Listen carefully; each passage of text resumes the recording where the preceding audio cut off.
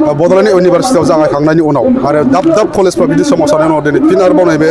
काजलगावनि एकाडेमियाव दिनै सोमावसारनाय जादों मा फोरमायो बुब्लियाव दा मोनसे खोथाखौ नोंथांमोनाबो मोनथियो मानो होननानै बुङोब्ला जोङो लाइमोनफोरा मोनसे जांख्रिखांनाय फैदों आरो बेयाव जांख्रिखांनायाव ना सोरबा BPF दङ ना सोरबा UPPL दङ ना सोरबा BJP दङ बियो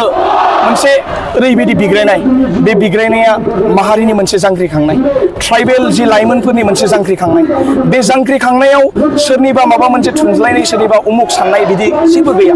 बेवहाय थोंजोङैनो बिग्रायनाया बेनो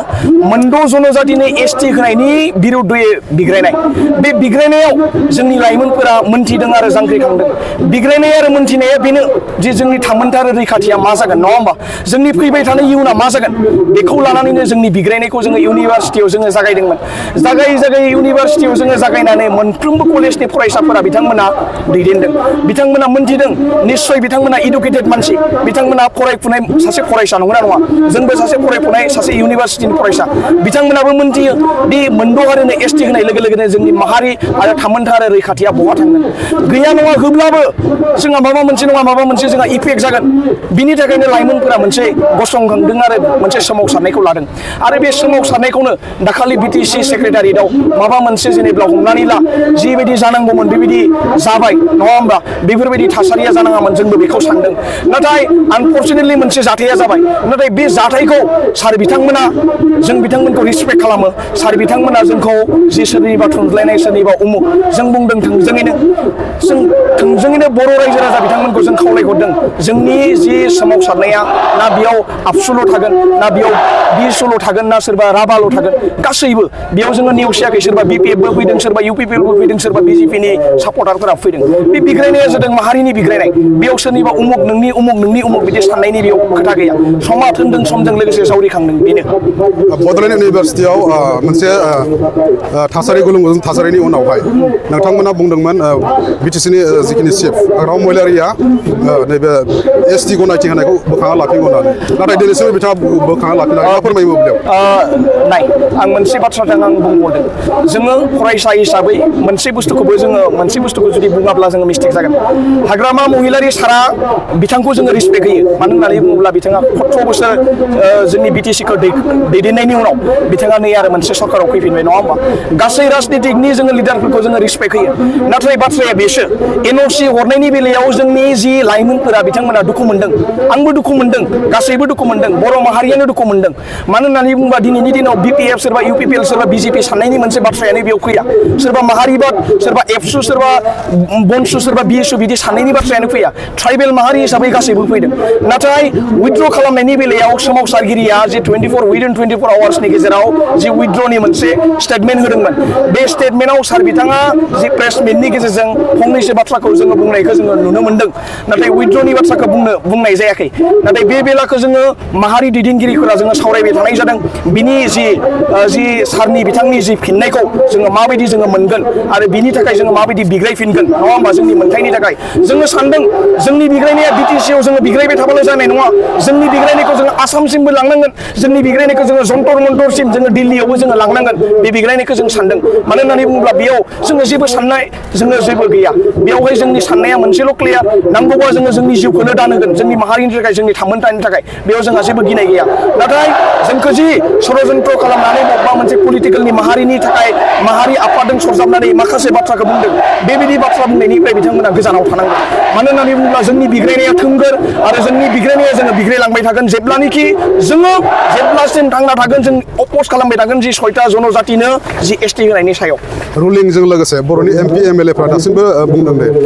मोनद' हारिनि अनगायैबो जुदि STखौ होमारोब्ला जागायाव बुंनांगौ गैया होननाय बे बाथ्राया दाबो सिगां जोंनि स्लगाननि गेजेरजों जोङो बुंदों सासे पलिटिकेल लिडारखौल' जोङो हमबाय थायोब्ला बेयाव जानाय नङा मानो होननानै बुङोब्ला बेयाव जि ST होनायनि सायाव जायफोर पलिटिकेल लिडारफोरा बेयाव षड़यन्त्र दङ आखाइ दङ बिथांमोनखौथ' लाइमोनफोरा सोंगोन दाथ' कुइसन खालामगासिनो दङ आरो मोनसे बाथ्राखौ सोंबाय थादों जि पार्लियामेन्टआव विंटार सेसनाव पार्लियामेन्ट जागोन बेयावहाय जोंहा सानै एमपि दङ बिथांमोना डिबेट खालामनांगोन बिथांमोना जुदि सिरि सिरि थांनानै सिरि सिरि जुदि फैयोब्ला बेखौ लाइमोनफोराथ' एक्सेप्ट खालामनाय नङा बिनि सायाव जोङो बिग्रायगोन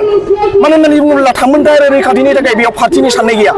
पार्टिजों जुदि डिभाइड जुदि जाबाय थायोब्ला बर' हारिया ट्राइबेल माहारिया जोबस्रांनो बारा सम गैला बे बुस्थुखौ जोङो साननांगोन आरो नोंथांमोननि गेजेरजों मोनसे बाथ्राखौ आं फोरमायगोन जोंनि बिग्रायनायखौ दि पलिटिकेलनि महर होनानै मोनसे षड़यन्त्र खालामनानै ससियेल मिडियायाव रायबाय थादों माखासे रायजोफोरा सोंखारिबाय थादों बिथांमोनखौ रायजो राजाफोरा कुइसन खालामनांगौ बिथांमोनखौ लाइमोनफोरा कुइसन खालामनांगौ मानो होननानै बुङोब्ला नैबे बिग्रायनाया फरायसाफोराल' बिग्रायोब्लाथ' जानाय नङा रायजो राजा बिथांमोनाबो ओंखारबोनांगोन सोरबा समाज सिबियारि बिथांमोनाबो ओंखारबोनांगोन ओंखारबोनानै बाहागो लानांगोन आरो बाहागो लानानै बिथांमोना थोंजोङैनो बुंनो हानांगोन जे 6टा जनजातिनो जुदि एसटि होयोब्ला जोंनि माहारिया मा जागोन थामोनथाया मा जागोन रैखाथिया मा जागोन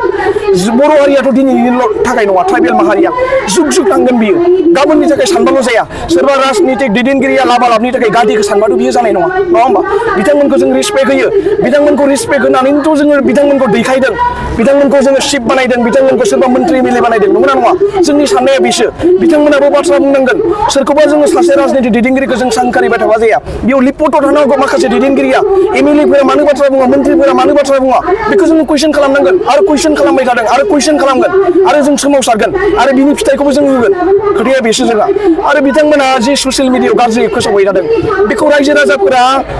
थांनानै कुइसन खालामनांगौ जि एसटि होनायाव नोंथाङा लोब्बा दङ नामा एसटि होनायाव नोंहा जेबो खोथा गैया नामा होजानो लुगैयो नामा बेफोरबायदि माखासे कुइसनखौ सोंनांगोन लाइमोनफोरा फरायसाफोरा बिग्रायनायखौ मानो पलिटिकेल लाबालाब खालामनानै मानो डिभिजन खालामनो नागिरदों बे बुस्थुखौ सोंनांगोन बर' हारियाथ' राजनितिक फारसे जुदि लायोब्ला माब्लाबो खौसे जाया ट्राइबेल माहारिया लाइमोनफोरा मोनसे खौसे जानानै बिग्रायलांनो नागिरदों बेखौ मानो बाजादों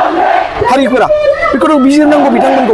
बिथांमोना सरासनस्रायै ओंखारनानै बाथ्रा बुंबाय थादों गासैखौबो जों रिसपेक्ट होयो नाथाय जोंखौबो रिसपेक्ट होनांगोन बाथ्राया बेसो बड'लेण्ड इउनिभारसिटियाव जालांनाय माखासे कनफ्लिक्टनि उनावहाय बिटिसि सेक्रेटारिया माने नोंथांमोनखौहाय मोनसे एफआइआर होनाय जों नुनो मोनदों मा फोरमायगोन एफआइआर होनायाव जोङो जेबो साननो गोनां बाथ्रा गैया बिथांमोना मा साननानै एफआइआर होदों बेखौ जोङो मोनथिया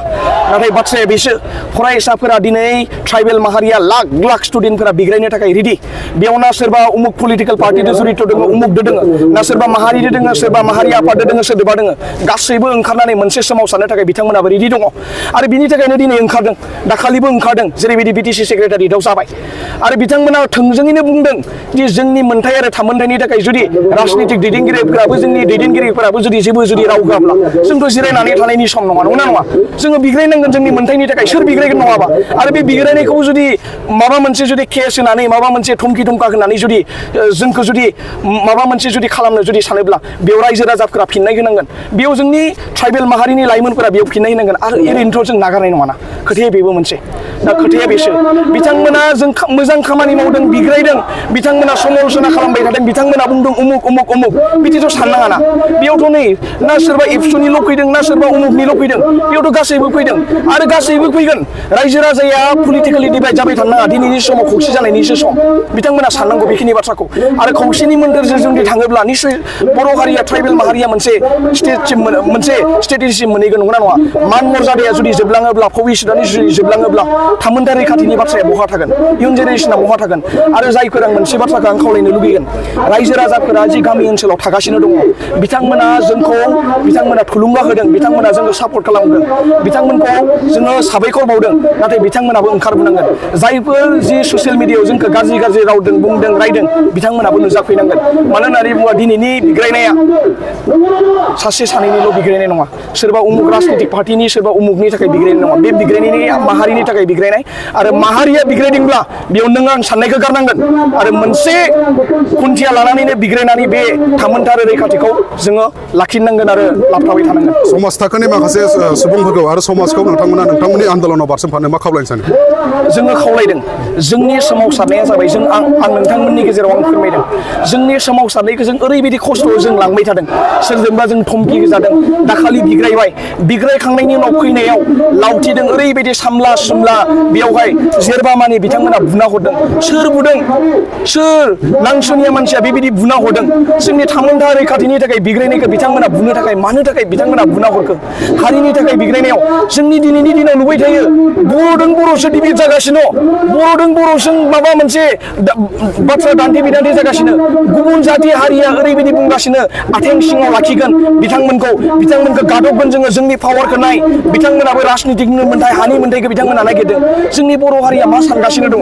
बिनिखायनो आं बुंदों इन्टेलेक्सुवेलानो जा रायजो राजायानो जा जेबो पार्टिखौ साननानै लाब गैया दिनैनि साना बिग्रायनायनि सम नोंथांमोनाबो बिग्रायनांगोन जोंबो बिग्रायनांगोन गासैबो ज' जानानै जों बिग्रायनांगोन बेनो नोंथांमोननि आन्दोलनखौ जुदि गमामायैनो मानियालासिनो एसटिखौ होमारोब्ला मा खालामो नोंथांमोना जोंनि आन्दोलना बुंबाय जों बुंदों जोंनि आन्दोलना बिटिसि सेक्रेटारियेट बिटिसियावल' बिग्रायबाय थाबा जों जानाय नङा सोरबा बिटिसिनि राजनितिक दैदेनगिरिखौल' जोङो दाय हमबाय थाबा जानाय नङा मानो होननानै बुङोबा षड़यन्त्र खालामग्राया जाबाय मेन षड़यन्त्र खालामग्रा होनो नागिरग्राया जाबाय आसाम गभर्नमेन्टनि जाय चिफ मिनिस्टार हेमन्त बिश्व शर्मा आरो बेजोंनो लोगोसे जायफोर मिनिस्टारफोर दङ